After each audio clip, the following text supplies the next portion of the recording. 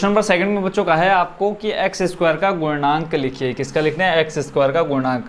आपको सिर्फ x square वाला पद देखना है इसमें, बाकी और किसी पर आपने ध्यान बिल्कुल नहीं देना है। तो वो पहले हम समझ लेते हैं कि एक्स स्क्वायर का गुणांक हम कैसे निकालेंगे। तो एक समीकरण मैं ले लेता हूँ, x square plus 10x plus 5।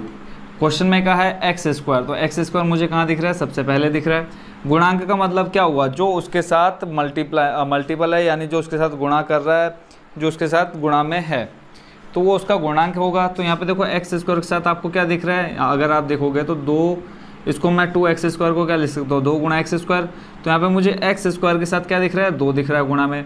तो एक्स स्क्वायर का गुणांक बच्चों आप कितना लिख दोगे? 2 लिख दोगे। अब ऐसे ही मान लो आपका यहाँ माइनस का 2x स्क्वायर है। क्या है? माइनस का 2x स्क्वायर।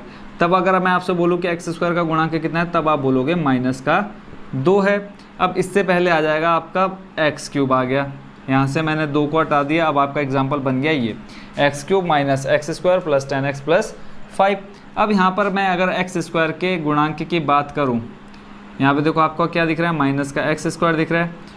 अब यहाँ पे आपको पता है कि एक्स स्क्वायर के साथ कोई भी संख्या आपको दिख नहीं रही है, कोई संख्या दिख नहीं रही है। जैसे यहाँ पर आपको 2 दिख रहा था, बट यहाँ आपको कुछ संख्या नहीं दिख रही है, अचर राशि नहीं दिख रही है। तो हमेशा तब मान लेते हैं एक्स स्क्वायर के साथ 1। क्या मान लेते हैं? एक्स स्क्वायर के साथ 1।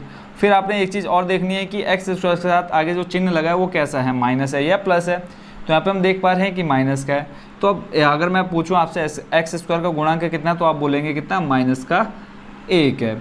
ठीक है, बस बच्चे कई बार इसी में कन्फ्यूजन हो जाते हैं। अब जैसे यहाँ पे एक्स स्क्वायर दिख रहा है, तो यहाँ पे कई बच्चे क्या करते हैं? 1 लिख करके आ जाता है, तो आपका आंसर गलत हो जाता है। आपने चिन्ह भी बिल्कुल ध्यान में रखना है कि प्लस है या माइनस। अगर यहाँ पर प्लस है तो आप प्लस का 1 लिखोगे, अगर यहाँ पर माइनस है तो आप क्या लिख दोगे? माइनस का 1 हो जाएगा। ये हो जाएगा एक्स स्क्वायर का गुणांक। तो चलते हैं बच्चों क्वेश्चन नंबर सेकंड के फर्स्ट नंबर की तरफ। इसमें कहा है 2 plus x square plus x. हमको किसका बताना है? सिर्फ एक्स स्क्वायर का। तो एक्स स्क्वायर आपका किस जगह पर है? इस जगह पर है। जैसे भी मैंने आपको यहाँ एग्जाम्पल समझाया, एक्स स्क्वायर के सामने चिन्ह क्या है? प्लस है, तो जो आंसर आएगा वो तो प्लस में आएगा। एक्स स्क्वायर के साथ कोई संख्या आपको दिख नहीं रही है, तो आप क्या लिखोगे? यहाँ पर 1 आ जाएगा इसका आंसर।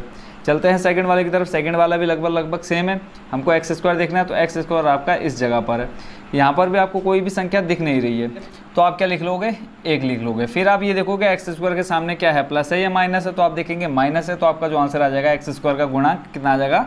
माइनस का 1। चलते हैं थर्ड नंबर की तरफ। यहाँ पर आपको एक्स स्क्वायर इस जगह पर दिख रहा है। एक्स स्क्वायर के साथ गुणा में आपको क्या दिख रहा है? π/2। तो सिंपल आपने π/2 लिख देना, प्लस माइनस देख लोगे। यहाँ पे देखो प्लस का π/2 है, तो आपने सिर्फ π/2 लिख देना। तो लास्ट की तरफ चलते हैं। पूछा है एक्स स्क्वायर का गुणांक। अब यहाँ पे आपको कहीं पे एक्स स्क्वायर दिख ही नहीं रहा है, तो जब एक्स स्क्वायर है नहीं तो उसके गुणांक क्या हो जाएगा? क्या लिखोगे आप? 0। आई होप बच्चों इसमें आप बिल्कुल भी कंफ्यूज नहीं होंगे। यहाँ पे लास्ट वाले में आपसे पूछा है एक्स स्क्वायर का गुणांक, और यहाँ पे आपके पास सिर्फ क्या है? एक्स है, स्क्वायर नहीं है। तो यहाँ पे इसका गुणांक कितना हो जाएगा? 0 हो जाएगा।